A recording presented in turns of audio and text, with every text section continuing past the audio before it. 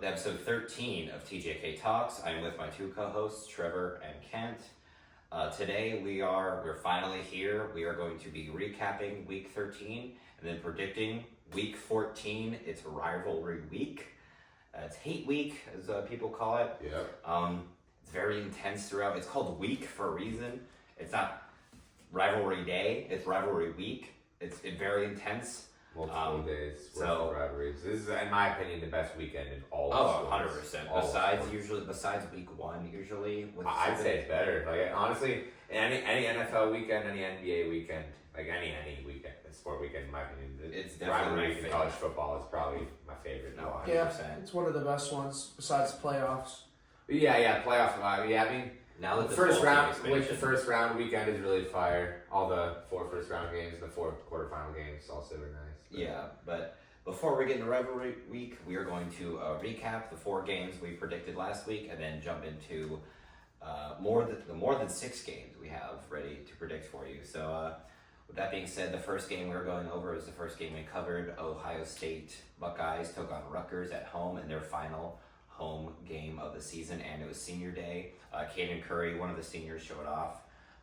Had a good day against Rutgers. Sluggish first half. It was 14-3 going into halftime, which is expected when you don't have your 2 playmakers out there. They're just playing it super conservative, which is okay. The second half they picked it up a little bit more, but you could tell they were just playing very conservative and getting ready for the game. But overall, Buckeyes won the game 42-9, and it was a solid win to get themselves ready for the game this week. It was definitely a blowout. I predicted it to be 48-10, but it was 42-9. Pretty close, in my opinion.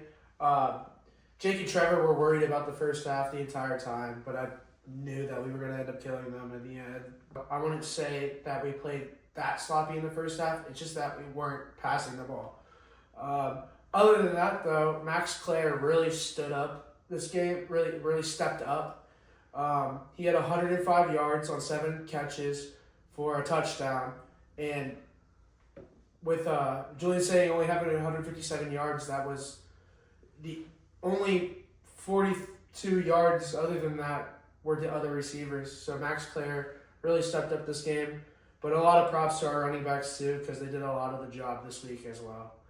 Yeah, well, this was a very good game. I mean, I'd say that it was kind of we had a decent amount of mistakes in the first half the fumble at the 1 yard line. Yeah, the fumble at the 1 yard line by Bo Jackson was bad, but he scored on the next drive. A lot of the mistakes that we did, we ended up making up for later in the game. And he had 100+ yards rushing. Yeah, so like I said, I wasn't too worried, and our top 2 receivers are out. It's just stuff you can't see in the game. Yeah, it's just, I mean, like, if we were going to make our mistakes, I'd rather make them against Rutgers the week before Michigan than against Michigan. But, yeah, this was a game that ended up being a blowout, as it should be, because there's just a very big roster talent gap between Rutgers and Ohio State, and obviously a coaching staff gap as well. Mm-hmm. But Julian Sayin did try his best to stay as accurate as he could, and he did a good job without his 2 top receivers. Max Clare was his he barely could play. I don't know the exact number. Max Clare at it was less than 5 passes that he made to wide receivers in this game. Oh yeah. It was. I don't know how many he threw to other tight ends, but other than Max Clare, he only threw 6 other passes. Yeah. So he threw to Max Clare a lot. Definitely was his favorite. And it's nice to get another receiver out there. Like Max Clare is a very solid college football tight end. Very good. He's going to be top 3 tight end off the board in the draft.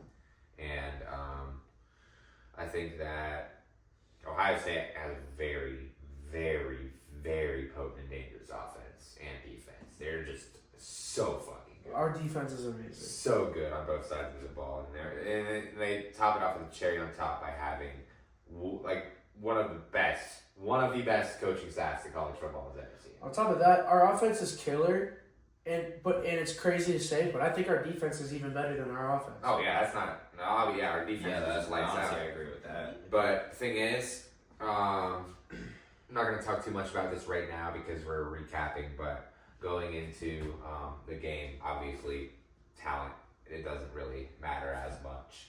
It's about mentality. It's a mental, psychological thing between the coaching staffs and between the players. So there's really no telling who's going to win this game until it kicks off. It's the same for every rivalry, high school, college. But not as much as this. No, This, not any, as. literally. I'm not comparing. anything can I'm not happen. saying that other games compared to this game, but it's the same thing mentally as any other rivalry game. It doesn't matter what your record is going into. They're both gonna like play your asses off, and any team can win. Yeah. That's what I'm trying to say. It's the same with any rivalry. Yeah. The next game we're going over is Oklahoma versus Missouri. This game was a very low-scoring game, and honestly, both quarterbacks played pretty terrible. John Mateer threw 14 for 30, Yeah. even though he didn't Yikes. throw a single interception. He still threw under 50%, which is terrible. And then Pribula, he also played pretty bad. He played decent other than the 2 interceptions. But other than that, he was still 20 for 36 passing, which is 16 missed passes. Only 4 more completed than incompleted, which isn't very good at all. And then he had 2 interceptions on top of that. But then also with John Mateer, he also threw 179 yards, and 109 of them were for the wide receivers. 173, my bad. And then 109 yards of that was to his receiver, who had 3 catches for 109 yards. It's kind of the same thing with Julian Sang throwing to Max Clare, but Julian Sang didn't really play bad at all. He threw 19 passes and completed 13 of them, 6 incompletions. That's a 67% completion rate. That's Yeah, a lot better that's than way less than 50. Yeah. You want to, I knew that was coming, but like you want to root for 60 or above. Yes. 60 above is considered good. Everything above But that's Julian is Sang is excellent. like 75. Yeah. Well, yeah, I mean, But missing like six, against the Rutgers specifically. Yes. and then on top of that, missing 16 passes is not good. Yeah. Not No, good at all. it's just not. But yeah, other than that, I think Missouri lost this game because of the 2 interceptions. If they didn't, they very well could have been in this game. It was only 17-6, so they could have been in this game very easily. And I'm surprised Oklahoma won, but I still do think Oklahoma's a good team. Yeah, I think that this is definitely I'd say defensive battle, but Oklahoma, it really didn't have to be a defensive battle because if Oklahoma had a good defense, they could have torched Missouri. But Oklahoma does actually have a good defense. They have a great defense. Very good defense, and I think that Oklahoma's run to the playoffs. I think they're definitely going to make the playoffs. They play LSU. Yeah. I last mean, week of the season. they're in pretty and much. LSU's pretty much chopped the liver. So Oklahoma's going to be anywhere between 8 to 10 seed. Yeah, they'll be an away team, I think. Yeah, I mean they're 8 right now. I mean if you look up here, they're they would play Notre Dame as True. the 8 seed. I just think as things shake out, they're gonna end up falling. Just a little. That's bit. what I'm saying. I think anywhere between 8 to 10 is where they'll be placed in the playoffs. But it's gonna be fun seeing them play whoever they play because they have a playoff defense, that's for sure. And I just think that this kind of Missouri is just such a fraudulent team. They're 0-3 versus ranked teams. That like their best win is 5-5 Kansas. And then at the beginning of the year, But they had hey, a ton of home wait, games. wait. They're in the Southeastern Conference though, so you can't forget. Yeah. So they have to be ranked. So They are they have a winning now. record. They have a winning record, and they're in the SEC, so they had to be ranked. But And they also had a ton of home games at the beginning of the year. yeah, Yeah, 5 I in a remember row. that. They at least aren't ranked anymore now. Yeah, they They're are not. 6 and 4, but Please keep them far away from the rankings this year. And Oklahoma, gotta credit them for this win though. Very solid win for the defense. They're a very well coached team. I think that they have a very good future. They have a decent amount of offensive commits in the recruiting cycle right now. So I think they're looking good in the future when it comes to the offense. This is just I don't know. Brent Venables is definitely a defensive-oriented coach. That's not really surprising. Not a Yeah, shock. that's very Right. very prevalent. But I think that they're in good hands this year when it comes to making the playoffs, and I think they're in good hands in the future, honestly. Yeah, this game was interesting to start. Missouri started up 6-0 actually, and then Oklahoma had 17 straight unanswered, and then that was the final score. Very defensive, but that's literally what Oklahoma is keeping him in this game. John Mateer, before his injury, was playing excellent. They were putting up insane numbers on offense and then shutting everyone out on defense. Unfortunate injury happens. He comes back after a month. They lose that Texas game pretty bad. And then they start winning again. But if you notice, Oklahoma, when they score, it's either on explosive plays or very, very short field. Which was that 87-yard catch earlier. Yeah, that was the 87-yard catch and run touchdown. I'm like, okay, that's good, but that's one play, one score. Either explosive plays. Their other touchdown, they forced Missouri to punt out of their own end zone, and then they get it inside. The punt's real bad. They get it inside their own. Missouri's on the 30, so they only have to go 30 yards to get another touchdown. So again, 87-yard touchdown, explosive play, or they're within 30 yards of scoring. Same versus Alabama. They had a field goal, then their touchdown was an 80-some-yard pick six from Ty Simpson. And then they had one offensive touchdown other than that. So Very defensive. if you take away their offensive, I don't even know, explosive play. If you take away their explosive plays, if you take away their short field advantage caused by their defense, even if you just take away one of those two, which will happen in the playoffs, I don't see them getting very far because of that. I think Oklahoma is a very good team, but they're so one-sided. Clear as day, John Mateer coming back from surgery, most games, I don't think he's had a single game over 200 yards passing since that injury. And overall, just for example, if they were to play a team like Notre Dame, their offense or their defense goes out there and gets exhausted. They stop Jeremiah Love over and over and over. You can only stop something so many times before they're exhausted because your offense can't do anything. And then I think that's where maybe late in the fourth quarter a team would take them over. So that's my biggest concern for Oklahoma heading into the playoffs. That's one of the reasons. That's the reason, honestly, why I don't think they'll get past the quarterfinals. Third game that we are going to be going over is the USC Trojans and the Oregon Ducks playing in what is now a Big Ten game between two teams that were looking to take the next step toward the college football playoff. And this was a must-win game for USC, not as much for Oregon, but still would be a game they would much very want to have with that onto the resume. And you saw Oregon was honestly what you saw was Oregon being a better coached team, playing more efficient football, playing more disciplined football, and I think that Dante Moore is going to. This was kind of a game that solidified him to be a Heisman finalist when the time comes. When New York. In New York, when they have the Heisman ceremony, I think that you'll be one of the 4 people that is there, and we'll see what happens in that Washington game because anything can happen in rivalry games. But very efficient game by Dante Moore, and not even a bad game from Jordan Mailata either. But I do think that Jordan Mailata had 306 yards. It wasn't even like Jordan Mailata let the team down or anything. It's just the fact that USC's defense they underperformed, and they've had better defense this year than they have in previous years, but it's just still not enough to compete with the top offenses in the Big Ten. And I just think that Oregon is, at this point, they're a lock to make the playoff. Even if they lose to Washington, I think they're a lock.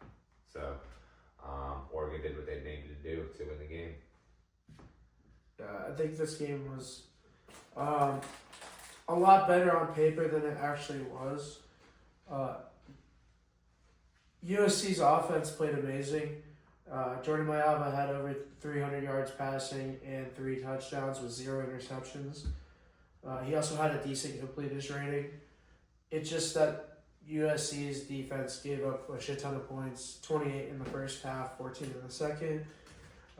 Really bad. This terrible defense from USC and great offense. I mean, USC had better offense than Oregon this game actually, but Oregon also did have really good offense. I think pretty sure Dante Moore had over 250 yards passing and 2 touchdowns. Yeah, Dante Moore's 257. 257. 2 Yeah. TDs. 1 pick, but that pick didn't even matter. Yeah. No, it didn't matter. They still won 42-28. 27. 27. My bad. There you go. Yeah. Yeah. So, like, it was just even though it was high scoring, it was a defensive battle. No, it wasn't a defensive battle. It was defensive one side, and that's what really caused the game.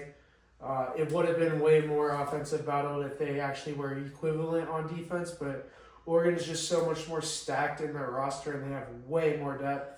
So they took this game, and Oregon's going to be scary in the playoffs for any team. Oh yeah, no matter who they play, they're gonna be on the radar for sure. Mm-hmm. I mean, even like the winner of the SEC is going to be terrified of Oregon. Oh yeah, no team is gonna want to play Oregon. That's for sure. Yeah, this is a good game. I was watching this game. USC got the ball first, went right down, and got a touchdown. So I was thinking, strong statement from USC. They didn't start strong versus Iowa, so I was thinking, good start for USC. That's exactly what you need in a way. Then they let up a touchdown. They went back down and responded actually. So I'm like, I was expecting a back-to-back, back and forth shootout. However, that did not happen. USC just they didn't score on some possessions, but the difference was every time Oregon got the ball, they would score. You just didn't see a lot of pressure getting put on Dante Moore. Yeah, They had 0 sacks. USC didn't have a single sack. Yeah, they quite literally cruise walked to the end zone. Oregon did. They every time they got the ball, it felt like they got a touchdown. Honestly, so the issue there was if USC has a couple punts, then their defense can't do anything. That's where this game fell short. USC started to come back. They made it 27-20. Oregon scored again. USC punted, then Oregon scored again. It was just a disaster. That was late in the fourth. USC did not score again after making it 27-20. They just kind of fell apart right around the fourth quarter, or more towards the end of the third. But overall, a good win for Oregon. USC is knocked out of playoff contention, and Oregon bumps themselves up slightly in the playoffs. So they went from number 7 to number 6. So that they would now play Miami if the playoffs were to start right now.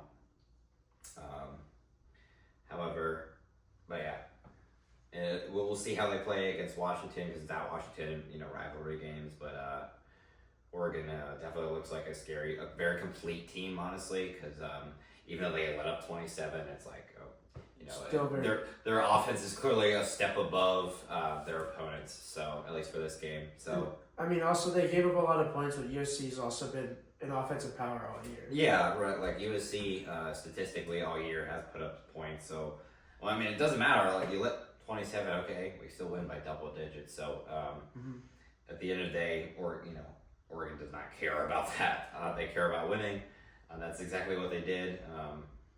I don't want to play them in the playoffs. I know what happened last year was unexpected, but Oregon's a great team. I definitely would be terrified to play them in the playoffs. Yeah, and it's also just a revenge game for them if we have to play them. Yeah, so they would definitely want revenge for that blowout win that we had over them. We still do own the Ducks though, 10-2. So. And they still have 0 natties. Fourth and final game we are recapping is BYU versus Cincinnati. I picked BYU to win this game. I just didn't see Cincinnati. I knew they had a sense of urgency to try to maybe get themselves in the Big 12 championship game, but I just figured BYU, besides their loss to Texas Tech, they've looked excellent throughout the whole season. Bear Bachmeyer and that whole team has looked good. whole season. So ultimately, that's why I picked them. And tough loss for Cincinnati. I did want Cincinnati to win because an Ohio team. They now fall 7-4 after starting the year 7-1. So they kind of have had a late season fall off, unfortunately, for Cincinnati. 3 of their losses coming in this October, November, last half of the year. So they're definitely out of everything. They're already out of the playoffs, but now they're out of the championship game. Overall, just a very solid game for BYU, offensively and defensively. Yeah, LJ Martin really carried this team. Not to have a pun or anything. So they literally carried the team. But yeah, LJ Martin had 222 yards rushing with 2 touchdowns on 38 carries. 32. 32, my So bad. even more impressive. On 32 carries, 222 yards, and 2 touchdowns. Crazy amount of rushes, to be honest. And then also on top of that, Bayer Bachmeier had a rushing touchdown as well. So very rush offensive based. But not to discredit Cincinnati from their offensive power. Brandon Sorsbury had 300 yards passing and 3 touchdowns, but he also had an interception. But I wouldn't even really blame that on Sorsbury at all. They had 3 missed field goals this game, which is a huge deal. Even though even if those 3 field goals counted, they would still have lost. But it has a lot to do with the mentality of the game too. Yeah. Missing 3 field goals, it makes your team be like, "What the fuck?" If you go all the way down the field to score some points, get all the way down there and fail by this much each time, you're going to be discredited. It's just you feel deflated. taking a shot at your mental capacity. Yeah, you're the "Oh mental. my God." Cincinnati's Yeah. mental in the last half of this, especially when they were looking to go down and tie it, and they had the fumble. It was late in the 4th. That was what really sold the game. Yeah, it was just very unfortunate to see that for Cincinnati. But yeah, big win by BYU. And excuse me.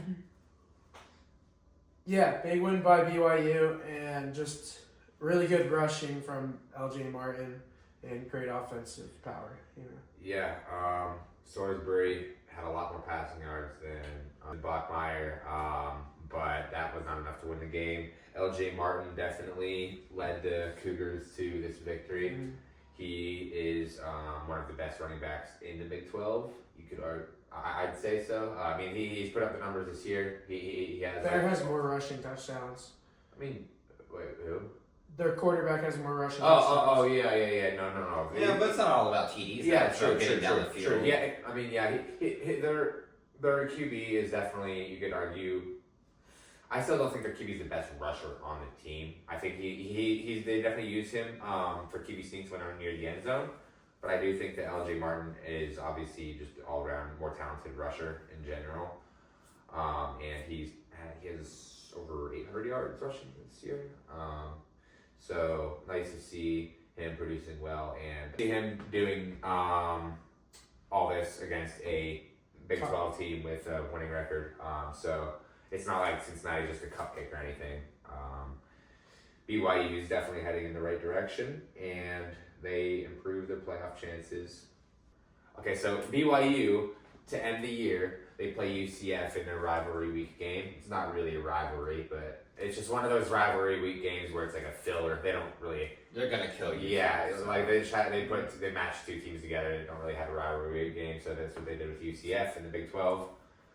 And assuming they get past UCF, which they will be 11-1 and will play 11-1 Texas Tech in a rematch in the Big 12 championship. And what a game that would be! I think that it's hard to say. If BYU loses again. Well, I mean, we're going to go over that game. Yeah, but if they lose again, are they in still, or is that not enough to get them in? They probably won't be in. 2 losses though. I mean, there's they made a conference championship. There's so many 2-loss teams, Trevor. But they would be 11-2, not 10-2. That's the thing. It's a lot. There's a lot of. There's going to be people that lose conference championship games as well, and they're going to have 11-2. They're going to be 11-2 as well. Maybe. I mean, I don't know. Is there another team that's going to lose that's going to be 11-2? Whoever loses the Big Ten is going to be Think about Indiana. 12-1. I mean, we'll see. Basically. Well, I mean, they would be 12. The loser of the SEC championship. Could maybe, yeah. I mean, if Georgia loses the SEC championship, maybe 12-2. Yeah, But they would they're obviously. probably going to be playing Alabama or Ole Miss. Texas A&M. No, shit, I totally yeah. blanked. Yeah. The first of 8 games we are predicting. That's right, we're bringing 8 instead of 6 to you this week because of Rivalry Week. The first game we are covering is Georgia versus Georgia Tech. Georgia Tech just had an ugly loss at home against Pitt. Pitt got blown out by Notre Dame, and then the next week go into Georgia Tech and blew them out. So very interesting how the ACC works there. Very interesting this year. Georgia has been very dominant. They have had 9 lives. They've been very resilient. Down 14 against Tennessee, down 14 against Ole Miss. They keep coming back and winning. Georgia Tech has looked very iffy. They had a struggle game against Boston College. They ended up winning that game, and then now they just got blown out at home to Pitt. This game is at Georgia Tech, and last year we had a crazy 8 overtime game in Athens. That was very entertaining. Yeah. Georgia Tech has looked good up until the last couple weeks, and Georgia has looked more hot. So even though it is at Georgia Tech, give me Georgia to win this game 24-14. I just think Georgia is the better, more resilient team. I think they are going to beat Georgia Tech at Georgia Tech, and I think Georgia finishes the year 11-1. Something else to note is actually, it says it's at Georgia Tech, but it's actually technically a neutral site game at Mercedes-Benz Stadium in Atlanta. Okay, Oh, really? yeah. So it's not at Georgia Tech, but it's Even more reason to choose Georgia. That's even more of a boost for Georgia. it's pretty much in their backyard. Georgia Tech. So- The only reason Georgia Tech did that is because Georgia offered them like $1.5 million to do it. And they're like, all right, bet. And it's also a nicer stadium. Yeah. Okay, so I stand corrected. It's technically a neutral field site, but it's basically Georgia's backyard. I mean, but they're both in state, so whatever. But it's closer to actual Athens. But even with that, I take Georgia 24-14. I think they're a more complete team. Yeah, I do think that Georgia's going to take this game just because they are a bigger team, and then it's also just the difference between the two conferences. Even though they are both Power 4, I think there is a huge difference. SEC is way better than the ACC. Yeah, as much as I don't want to say it. Definitely a huge difference. Even though Clemson had that span where they did run the ACC and were really, really good in the playoffs for those good 4 or 5 years. Yeah, 4 or 5 years. Yeah, but yeah, this game also was super close last year. It was 44-42, 8 overtimes. But that was a different Georgia. That was a Carson Beck Georgia.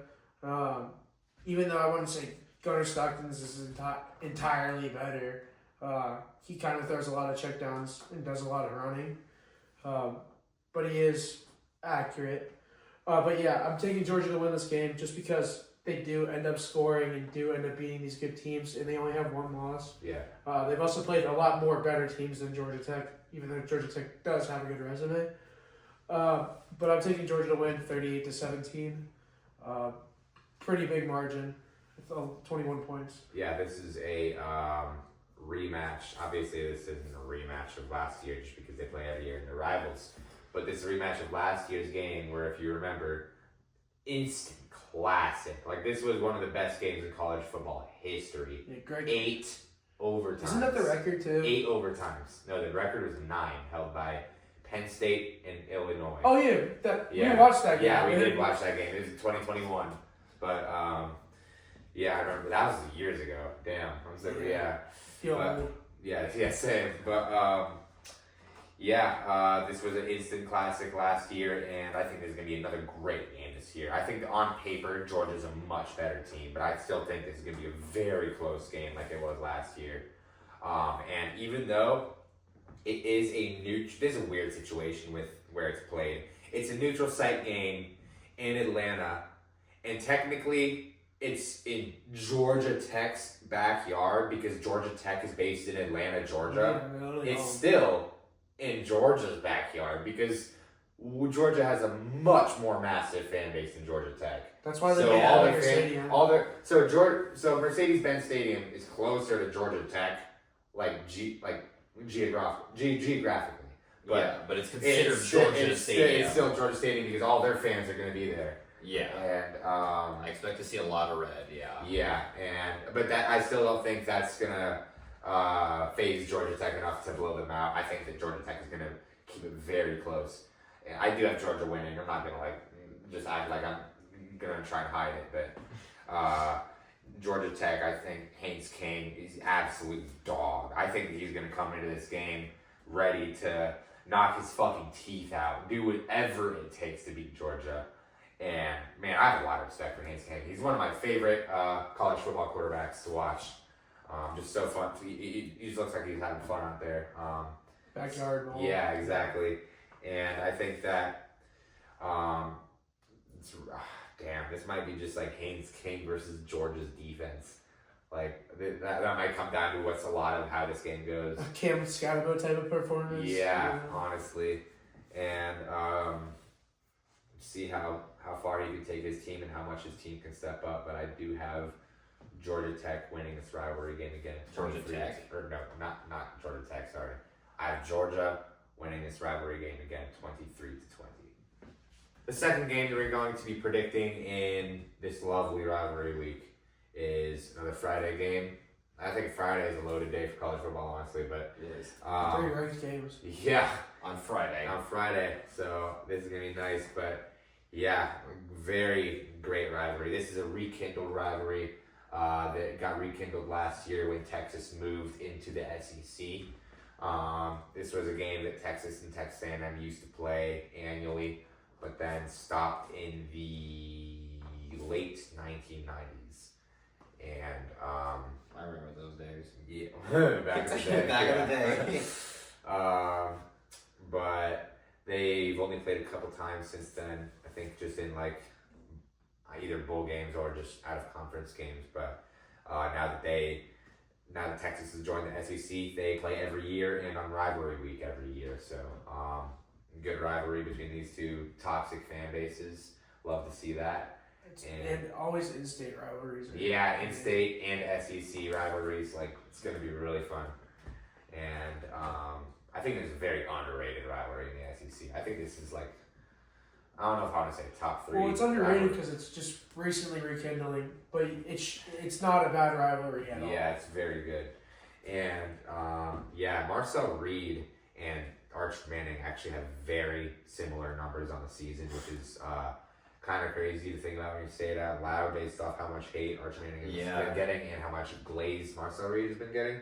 But Arch Manning, 2,763 yards. Marcel Reed, 2,752. Arch Manning, 23 touchdowns, 7 interceptions. Marcel Reed, 25 touchdowns, 8 interceptions. Very similar. And honestly, I don't think that Arch Manning is going to. I just don't think Arch Manning is going to hold it back in this game. I don't think he's going to be the reason that anything happens. That anything bad. Yeah, anything bad happens to Texas.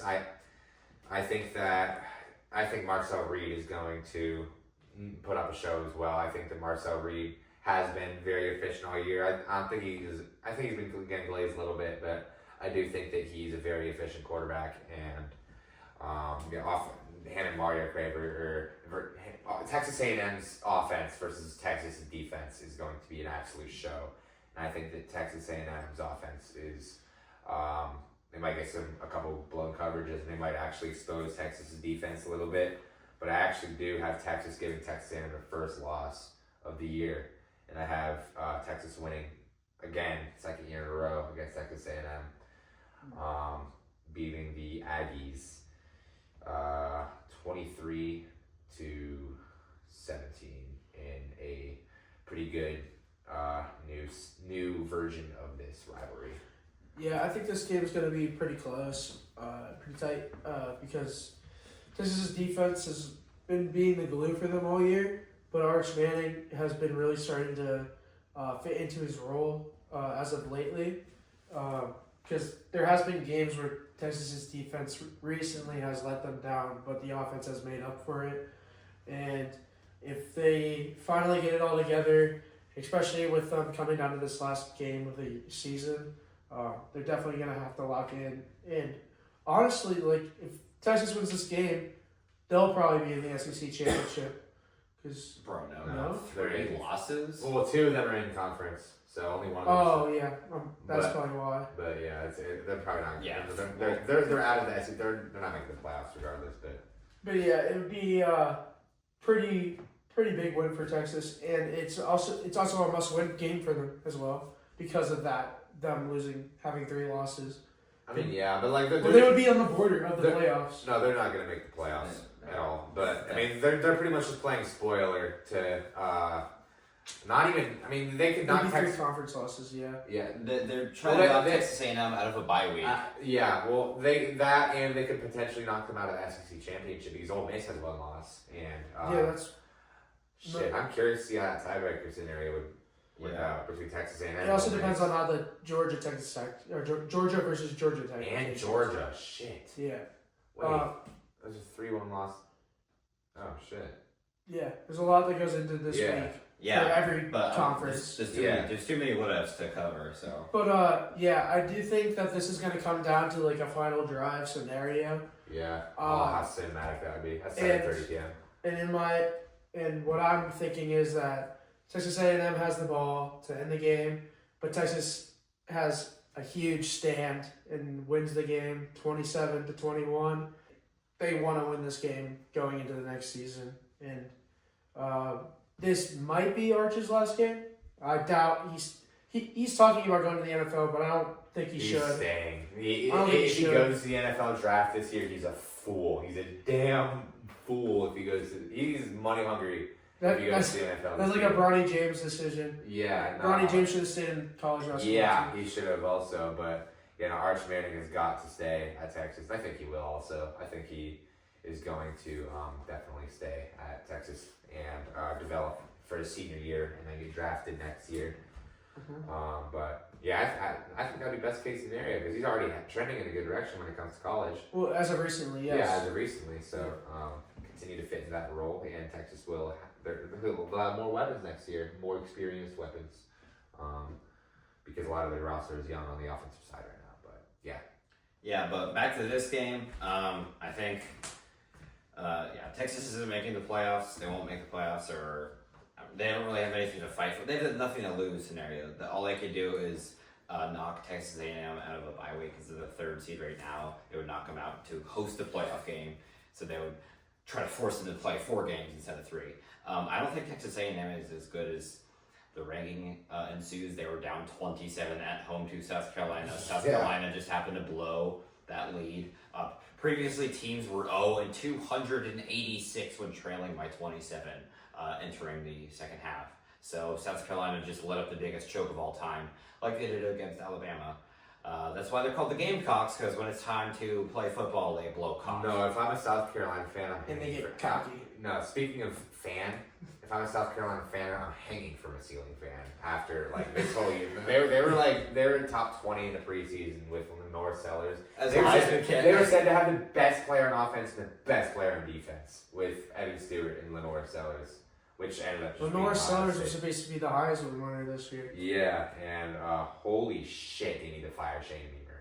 Just Yeah. what a terrible job by South They play Carolina. like cogs, and they also get cocky. You know what the Yeah. best rivalry game that is going to happen that we need to predict? Just absolute heater between 2 historic programs. 2 teams are on fire this year: Clemson and South Carolina. Clemson's they both fucking suck. Yeah, exactly. Preseason that looked good, but no. Again, back to this game. A&M not as good as they have looked. Their defense is bad. Like they let Arkansas drop 42. Yeah, they had to come back 27 against South Carolina. I think Texas ends their season 9-3. They won't make the playoffs, but they take down a top 3 top 3 team to end the season. Give me Texas to win 30-27. They get a last-second field goal to win the game. Yeah, I do think that if Texas wins this game, they're probably going to be one of the first 2 teams out. You know how this week the 2 teams out are actually the 2 Big 12 teams in Utah. It's BYU and Utah. Those are the first 2 teams out. Yeah. I think if Texas wins, they're going to be literally right outside the playoffs. Yeah, but like for example, if Georgia and Ole Miss and all of them win, then clearly they're I mean, shit, they could. They're 16 as it stands right now. Technically, they could make the playoffs. they won't. But They could jump. so much shit would need to happen in front of them. Like, it's just, don't even bet on it. It's also just it's a 16 overall. It's a 16 team beating a number 3 team. Like, I'm talking They like could jump up a lot. half the teams in the top 15. Ole would have to Miss, lose. Georgia, those two would have to lose. Well, Bama would have to lose. If Michigan would lose, if Ohio State wins. Yeah. On top of that, Ole Miss, Georgia, and Bama would all have to lose. where is Georgia Tech ranked right now? Georgia Tech is 23rd. Never mind about Georgia Wait. Tech.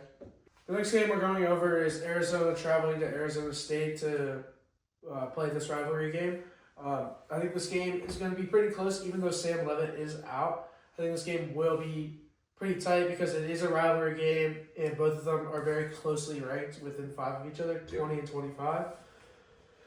They also have the same exact record as well. Not saying that the resumes are the exact same. Arizona State does have a little bit of a harder resume. Yeah. But with Sam Levitt being out, I will be taking Arizona to win this game just because they're healthier. And with Sam Levitt being out, I do feel like there's going to be a few turnovers caused. And because Arizona wins the turnover battle, that gives them the upper hand in winning this game. Mm-hmm. So I'm choosing Arizona to win 27-24 at Arizona State. And it also being an upset. This is going to be another cool showdown in the Big 12. There's not playoff implication on the line in this one, with both teams being 8-3, but it's still going to be a game that I'm going to tune into for sure. A nice 9 p.m. game, so right around halftime of all the 7:30 p.m. slate games, you're going to get this game. Good for multi-view. Thank God for the Disney settled that contract. But anyways, this is going to be a game in which Sam Levitt is out, so you're going to have to see a lot of rushing from Arizona State because they are not bad at rushing the ball necessarily. Jordan Tyson is their leading receiver as well, and he has been he's been balling out, but he's going to have to try and see if he can gain some chemistry with Arizona State's backup. But Noah Fafita, one of the best quarterbacks in the Big 12, and I think that Arizona actually gets decent belt to ass to Arizona State in this one. This is not like an absolute destruction of a game, but it's number 25 versus number 20, and I think that Arizona kind of puts on a lot of offensive firepower with at the helm of Noah Fafita, and I think that Arizona wins 41-21. I think that Arizona State will still find a way to rush the ball. Their leading rusher has over 1,000 yards, so they've shown that they can rush the ball. But I think that will allow them to score 21 points. But my final score is 41-21 Arizona. Yeah, if Sam Levitt was in this game, I'd be honest, I probably would pick Arizona State because every time he's in, they win. Like when they beat Texas Tech earlier this year, that's their one loss, which some people forget. Sam Levitt was in that game, and they beat them. But when he's out, their 3 losses is when he's out. So when he's out, they lose. When he's in, they win. It's pretty simple. He is a very good player and leads that team very efficiently. With him being out, I am going to pick Arizona to win this game. I don't think it's going to be a blowout. I think it's going to be close because it's still a rivalry game, and I think Arizona State's still going to give it their all. But I think Arizona takes this game 24-21. The 4th game we're going over is Miami versus Pitt. This was a ranked versus unranked, but Pitt upset Georgia Tech at Georgia Tech, so it is now a ranked versus ranked matchup. This is very interesting. The ACC all year has been very weird. No one's definitively good this year in the ACC. Everyone has 3 or more losses. But that's what makes it a good conference because everybody's. Yeah, no, but I mean, no Good one conference is to watch. Yeah. interesting to watch. But I mean, as far as like if you compare those ACC teams to everyone else, there's a clear skill gap. Like, for example, Miami started off hot and then they lost in the middle of the season to SMU and then Louisville. Then Louisville was ranked 15th. And then they had 3 of their losses come in the month of November. One of them being an upset loss to 5-5 Clemson. Yeah, So- at one point we thought Louisville was going to win the ACC. Yeah, so it's been a crazy mix this year. Pitt got destroyed by Notre Dame, and the next week they go into a very good Georgia Tech and beat them pretty soundly. So it's really always a flip of the coin. With it being at Pitt, I think I am actually going to take Pitt here to technically upset Miami, because Miami is ranked above them. I think Miami has been inconsistent this year. Like I said, they started off real hot and then they dropped down. They've been working their way towards trying to be 10-2 after having those 2 losses, and they have improved slightly since those losses, but I still think they're a little bit shaky as far as being a complete team goes. And with Pitt's impressive upset win in Georgia Tech last week, I think at home this week they actually take down Miami in a very close, lower scoring game, 20-17. Yeah, I think that the best thing that could have happened for Miami was Pitt beating Georgia Tech last week. Because what that does is that makes Pitt a ranked team all of a sudden. And Miami's right outside the playoffs. And that ranked team to add onto the resume if they win might just be enough to push them in. Because before, if Pitt was unranked, that might still not be enough. Which is kind of they beat nobody, but that's another ranked team that they beat. So that literally could be the best possible thing to happen for Miami. But I will say, as exciting as this is for college football playoff implications for Miami, I'm not going to be paying too much attention to this because it will be kicking off At the same Saturday at noon. So I'll probably be watching. I would say I'm going to be watching multi-view, but like Ohio State versus Michigan is the one game where not even multi-view is acceptable. It's like the only thing that's on the screen. on the screen. That is what's we're locked into. Well, I'm going to be at campus anyways, so I'm sure they're not going to have fucking multi-view at campus, but They would not. that'd be sick. Do you know how sick that'd be? But like still. Anyways, yeah, this is going to be a good game. I think that this is going to be a higher scoring game. I think it's safe to take the over on this game, depending on what it is, maybe, unless it's some crazy bullshit over. But assuming the over is like 38.5 or less, I would take it. But anyways, I do think that I have Miami winning this game because now with another ranked team on their schedule, I think that they are going to get some urgency. I wouldn't be surprised if Miami just completely folds and flakes because that's what they do. They always look so good, and then the end of the year comes around and then they can never do it. But I think that they I think that they changed that this year, and I think that the Hurricanes actually beat Pittsburgh in a higher scoring affair. I have Carson Beck putting on a show, and I have Miami winning 41-35. A lot of points scored. Wow. Damn. A lot of points. I could not have been more opposite of what I said. I said low scoring and Pitt to win. Yeah. I think that Miami's offensive line is enough to hold up against Pittsburgh's pretty good defensive line. Mm-hmm. And we got a lot of playmakers on Miami's defense as well. Though you got Ruben Bain, he's a monster. He could give some problems to Pitt. Yeah. And yeah, I think this is going to be a good game. I think this is going to be a pretty close game as well. But much like Jake was saying earlier, I do have Pitt winning this game. Just because I feel like Carson Beck is not going to be playing this game, and I think it's going to be Sid the Sloth instead. Carson Beck always seems to choke at the end of the year. And I don't know, I've always had a little hatred towards Carson Beck as well. He does look stupid. The over-cockiness versus the results, how he plays. And then, like, earlier in the season, if you watched interviews when they did lose those games, like, he just does not take any accountability at all.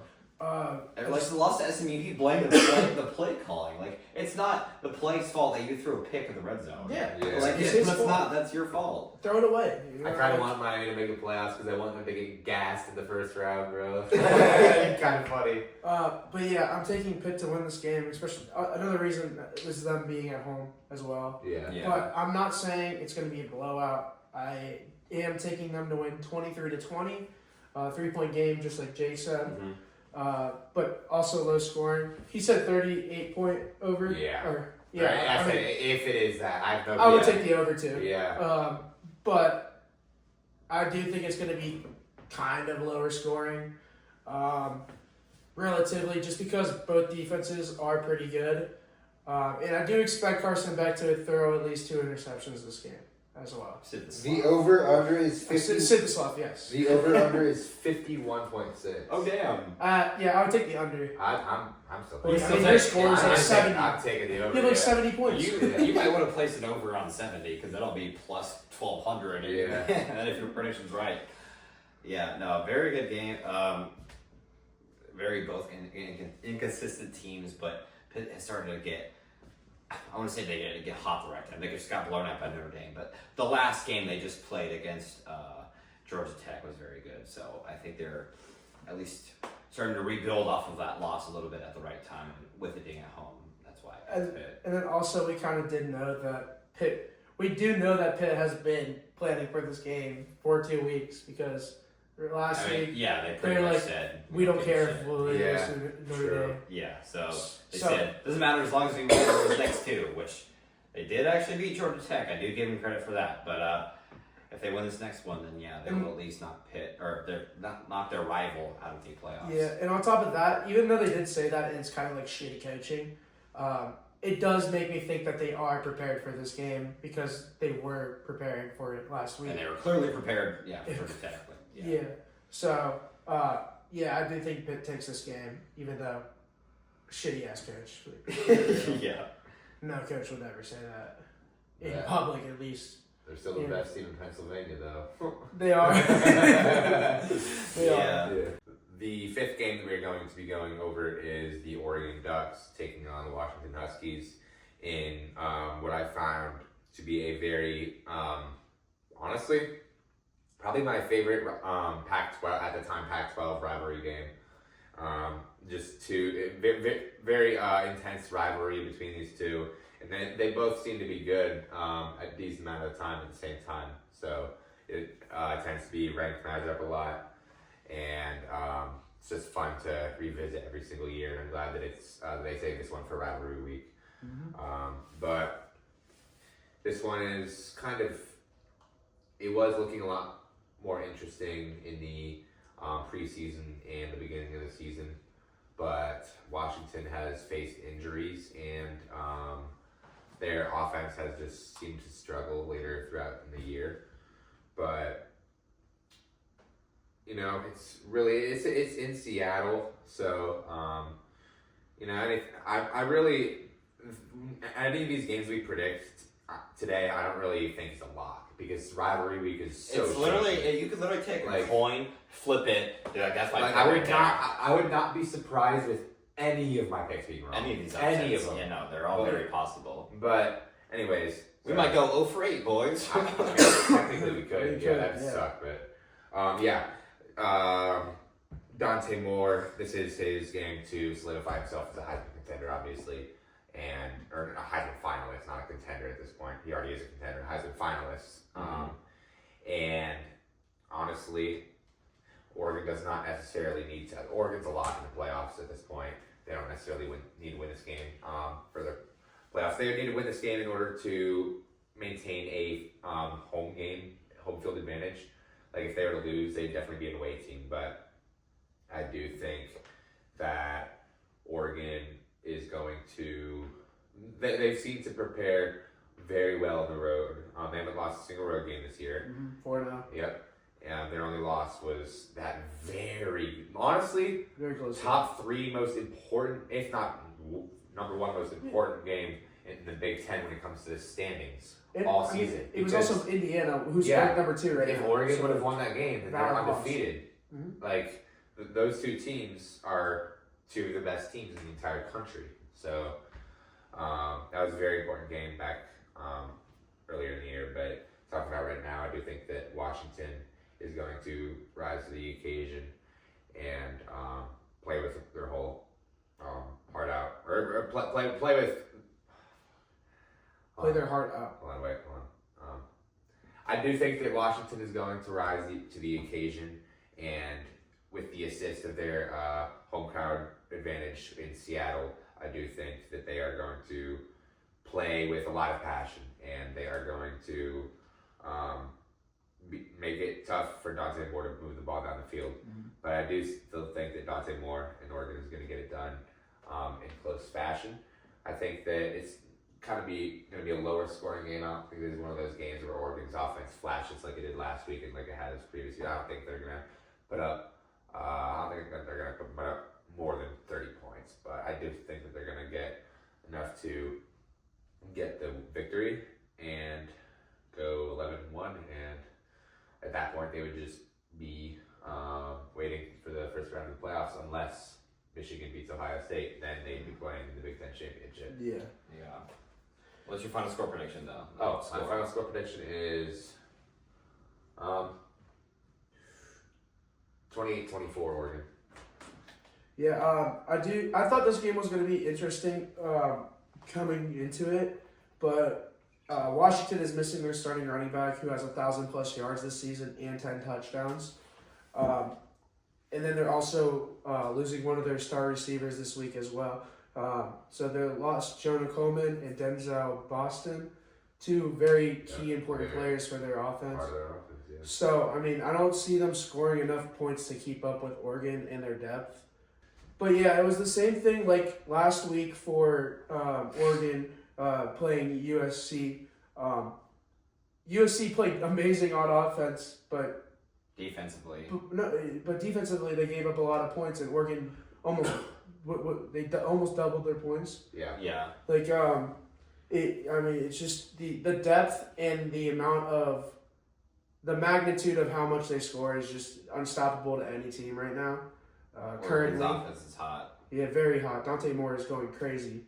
But yeah, and their whole entire team is basically healthy. So I do have Oregon winning this game on the road, 34-17, doubling their points. Yeah, this originally, like Trevor kind of said earlier in the year, maybe looked like a better matchup. However, Washington has had some ugly losses. They did lose to Ohio State. They did also lose to Michigan. Two top 15 teams. Okay, they lost to 3-6 Wisconsin at Wisconsin. Yeah. 13-10. Saying that score gives me PTSD. Yeah. But they lost 13-10 to Wisconsin.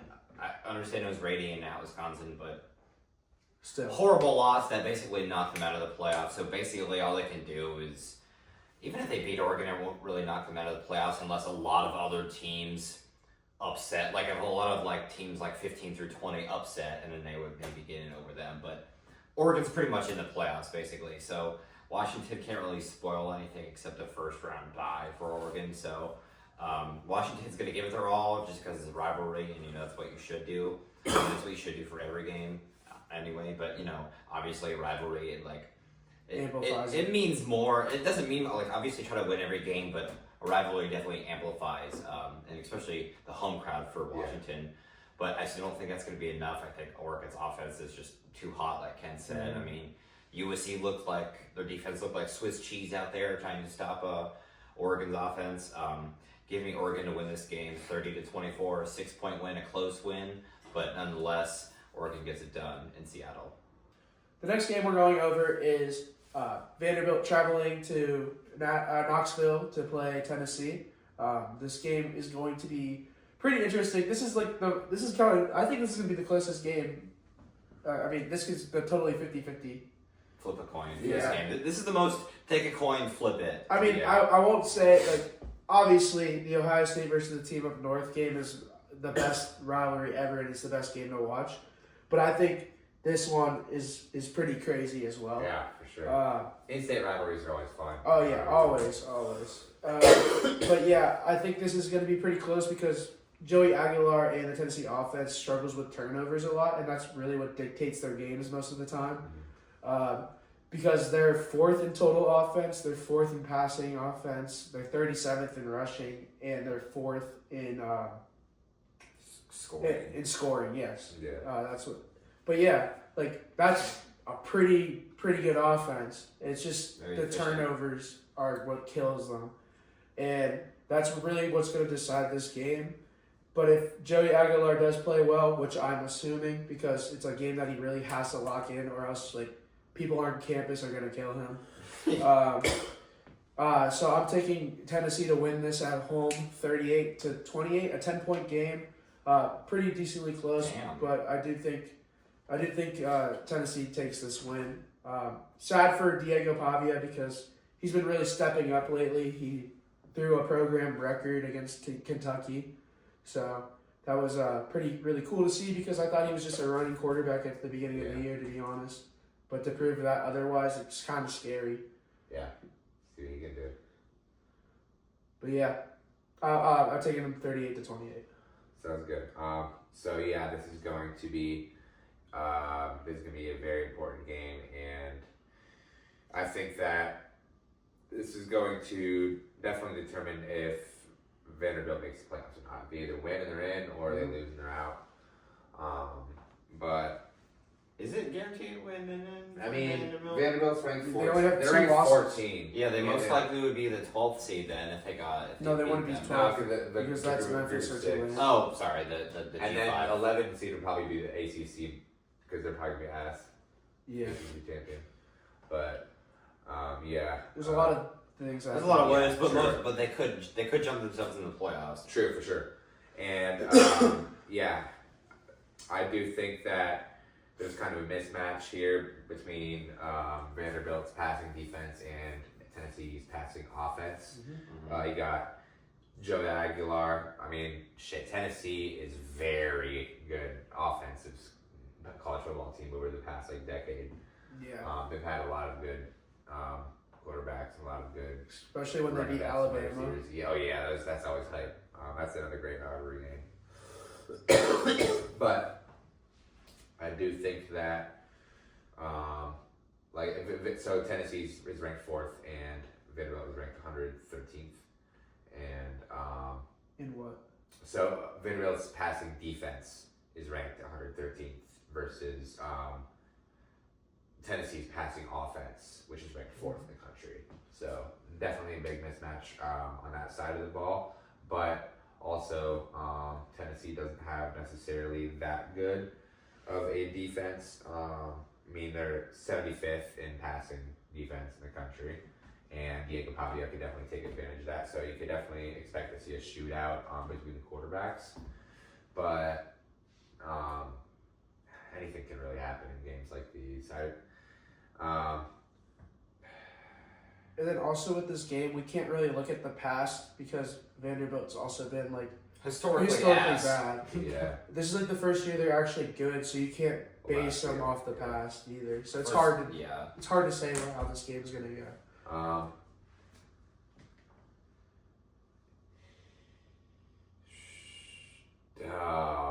That's so You're struggling. hard. Yeah, it's a coin flip. Here, you guys cover it, and then come back to me, and I will give you my score. You're doing my pick. Okay. So yeah, this is a really good game. Like we've all been saying, this is literally a flip a coin. I keep saying because it really is. I don't know.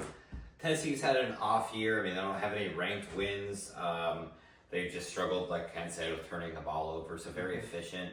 But I think that trying to run up the score has caused those mistakes and, I guess, quote, burnt out the offense at times against those good ranked teams, like the Alabama game, like the 100-yard pick six, like that cost them the game. Stuff like that kept happening to them throughout the season, leading them to be 8-3 where they are right now. They had their first win against the Gators since 2003.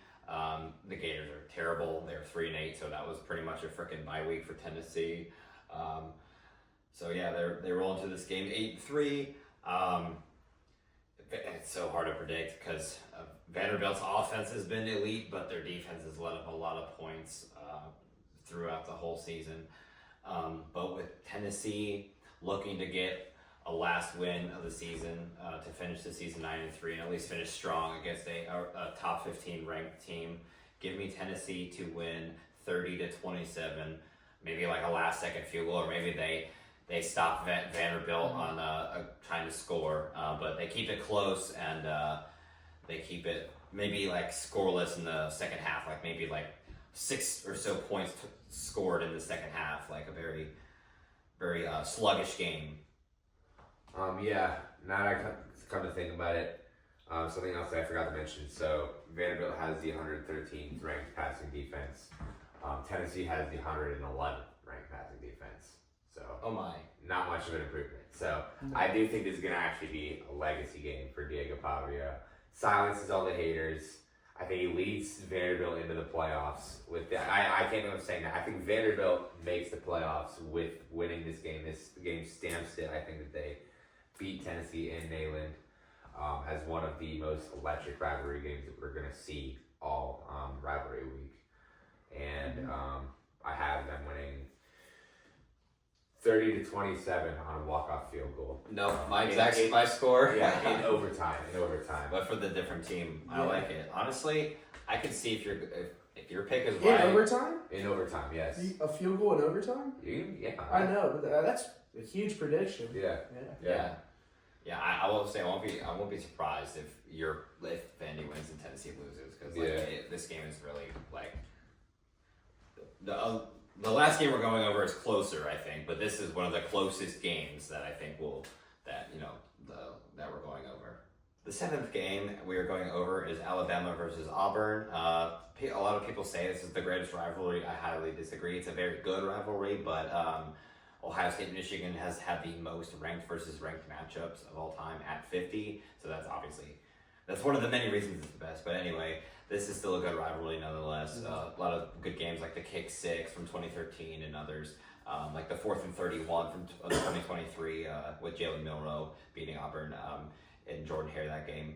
Auburn hasn't looked good this year. They fired their head coach Hugh Freeze middle of the season because they didn't win. They weren't winning any games.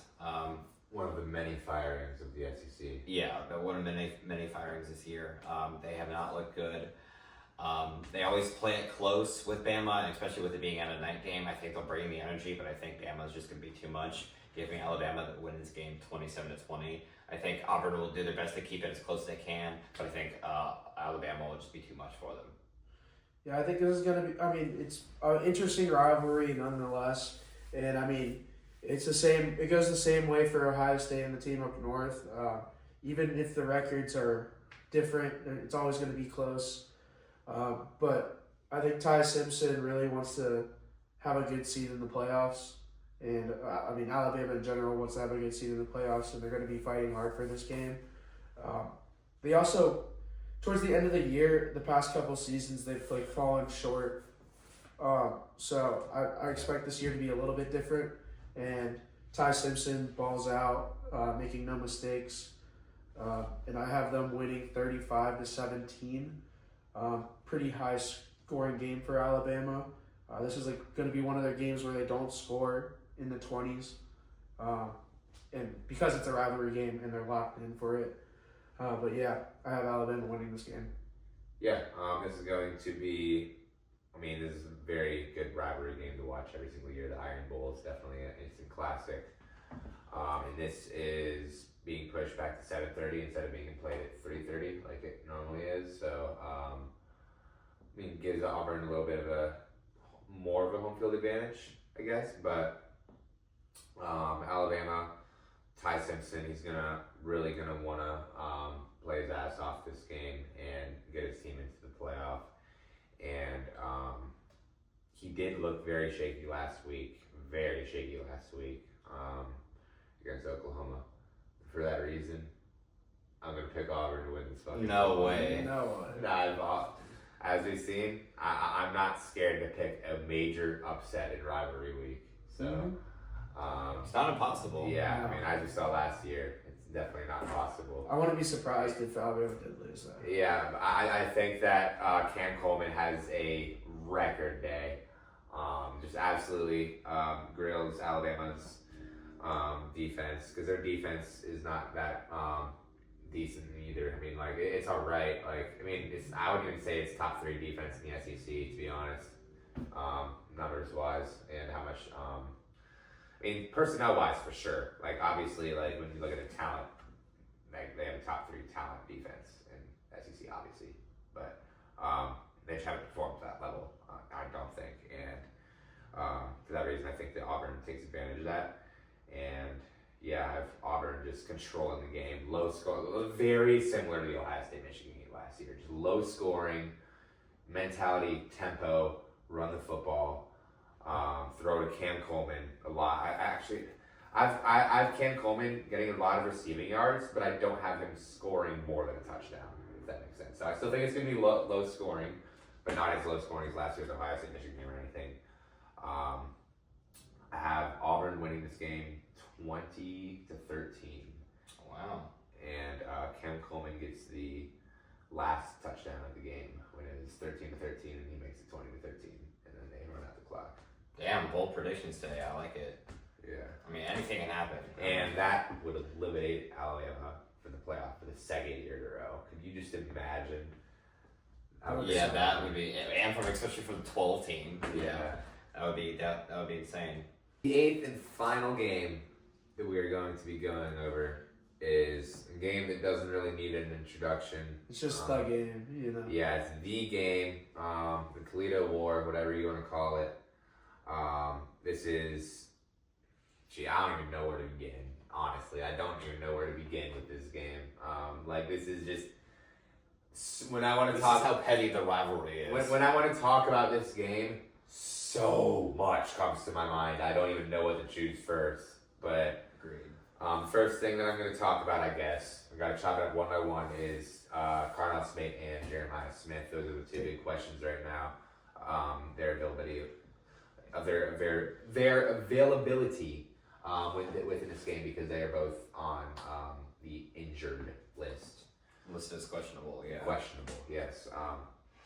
But I did see in the Downs to Business podcast with Josh and Caleb Downs that Jeremiah Smith said that he will likely be playing in that game.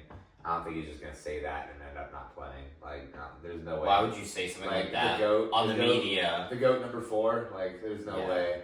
He's too goated to lie like that. No. Yeah. And then Tate's still an unknown. They're probably going to let us know. He's not afraid Friday to tell morning. the truth. Yeah, exactly. They're That's gonna why I fucking love Jeremiah Smith. But They're going to let us know Friday morning if Tate is available.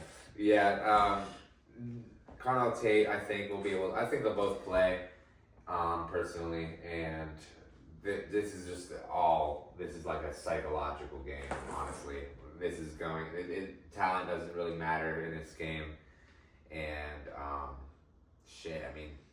Justice Haynes, I don't think he's gonna be playing, so He's confirmed out. yeah, he is confirmed out. So, but that doesn't matter. They have depth at running back, and they have Jordan Marshall. Marshall, and they have a couple other ones too. And I just really think that, I think that Michigan is going to try and run the ball again this year, and obviously play their brand of football, right? Run the football, control line of scrimmage, play bully ball, I guess, and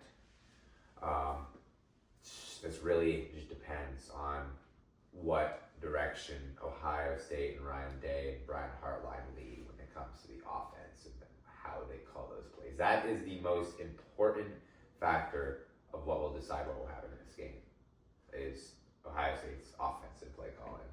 And they could do what they did last year, which is just running up the middle. I highly doubt that they're going to do that, but They better not, man. seriously. Throw it to 4-17. Yeah, this is also, I would like to note, Jeremiah Smith's birthday, his 20th birthday. Jeez, he's still a teenager. He's just now turning 20. Yeah. Oh my god. That's pretty crazy. Makes me feel old. Yeah. We're all lungs. He's already a multi-millionaire, drives a Lamborghini, by the way. Okay. So. Making me feel poor now. But, I do think that Jeremiah Smith is going to absolutely ball the fuck out. I think he's having a 3-touchdown game. I think he's having over 200 yards receiving, and I think Tate is going to Has he ever even had a 200-yard game? The closest was the Rose Bowl. Yeah, I think he had He had 189. Really? Yeah, it was 189. I think he's gonna get his record. You think he's gonna beat his First record 200. against Rose Bowl, against a rival at their place? I think that In snow. I think that Jeremiah Smith is going to get 200 plus passing yards in this game. Passing yards. Or fuck. Receiving yards. That, can you imagine? I'll place a bet on that. But He's third to Julian Sand, actually. that'd be crazy. So, Yeah, I have Jeremiah Smith having his best game of his career in this game. I think that Brian Hartline is going to know exactly how to get the ball to Jeremiah Smith. Ohio State is going to play their brand of football this year, and just like Michigan plays their brand of football. They're both going to be playing their individual brand of football. And shit. I really think that Michigan could win this game because it has happened in the past. But I mean, like last year. And Yes. 3 before that. but I have Ohio State absolutely whooping their ass. Bro's already jinxed 41-7. I have them winning 41 what? to absolutely Oh, whooping God. them. molly-whopping them. Molly-whopping them. Literally spanking them. Jeremiah Smith, 200 plus. Carnell Tate, 175. Oh my God, bro. Dude. Relax. Dude. Now Two you're receivers over 100. now they're Okay. securing the loss for us. Okay.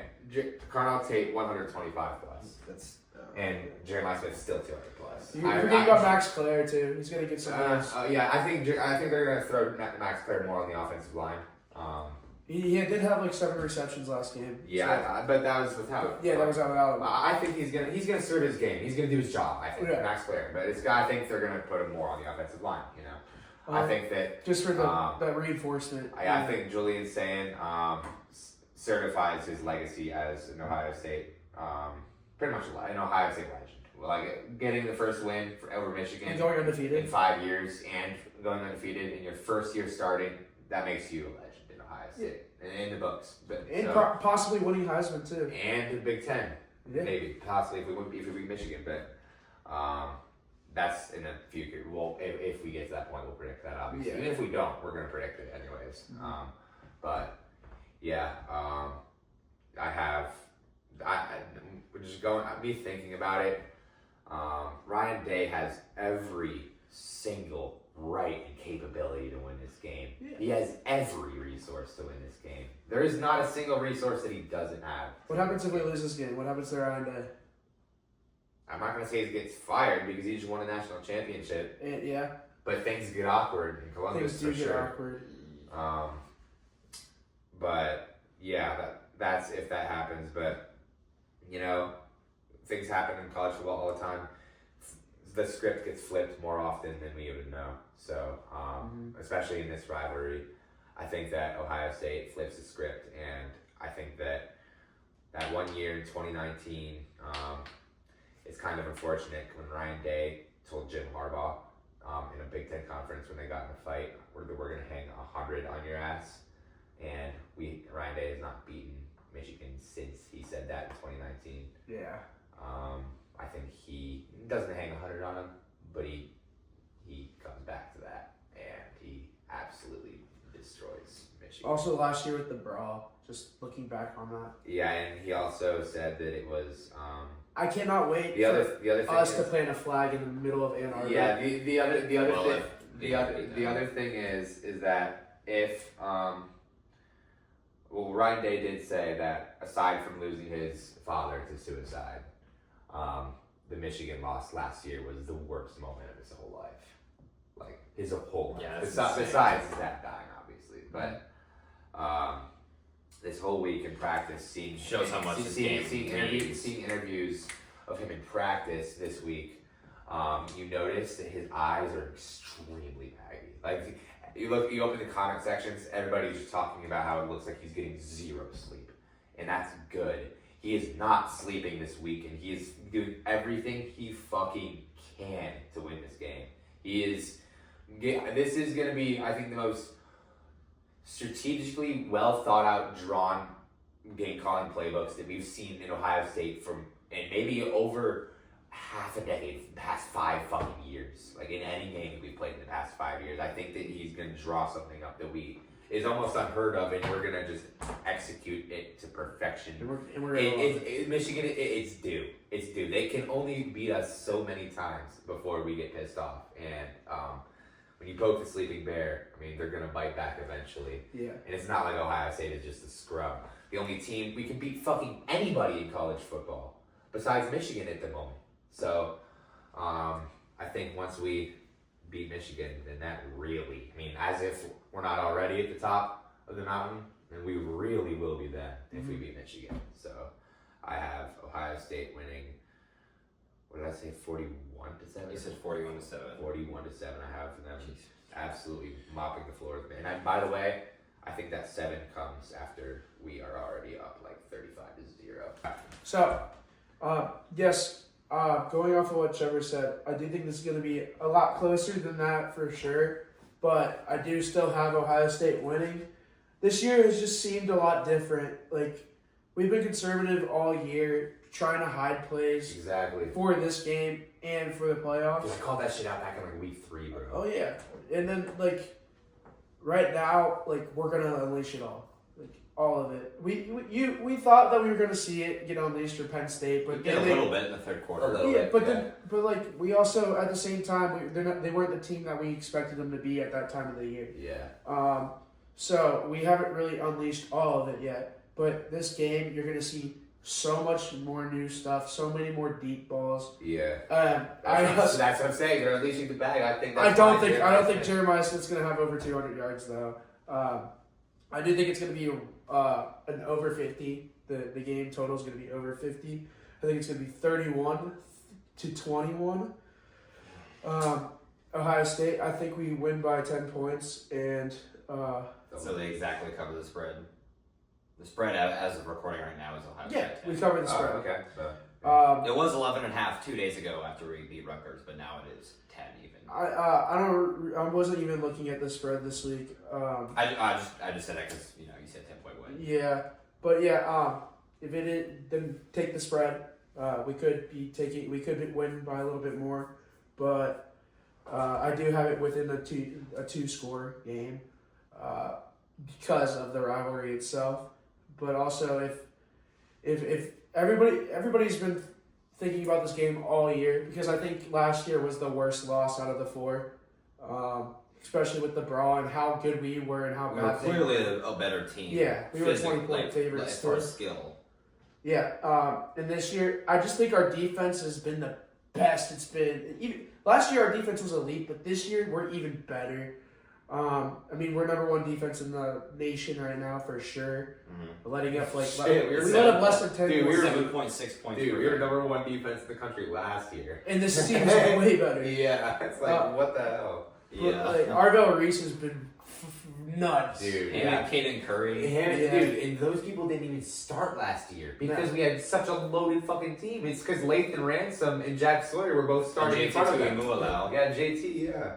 Yeah, Holy hell. huge, and Tyleek Williams too. Yeah. Like that offensive line, our defensive line. My bad. Yeah. But yeah, That I whole think D this. line got drafted basically. Yeah. I think this is our turnaround game, where the winning starts to come towards Ohio State, and we finish the season off 13-0.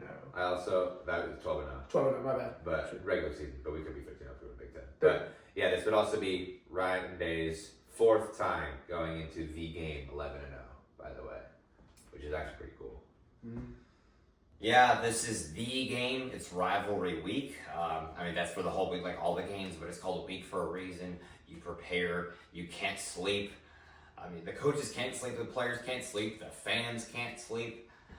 We have the tradition to cross at the M. They cross out the O. I mean, that's what I mean. Like, that's how petty the tradition is. Like, you go around, like, campuses and you do stuff like that. It's literally like the biggest rivalry game out of sports. Like, not just college football. I think it's out of any sport.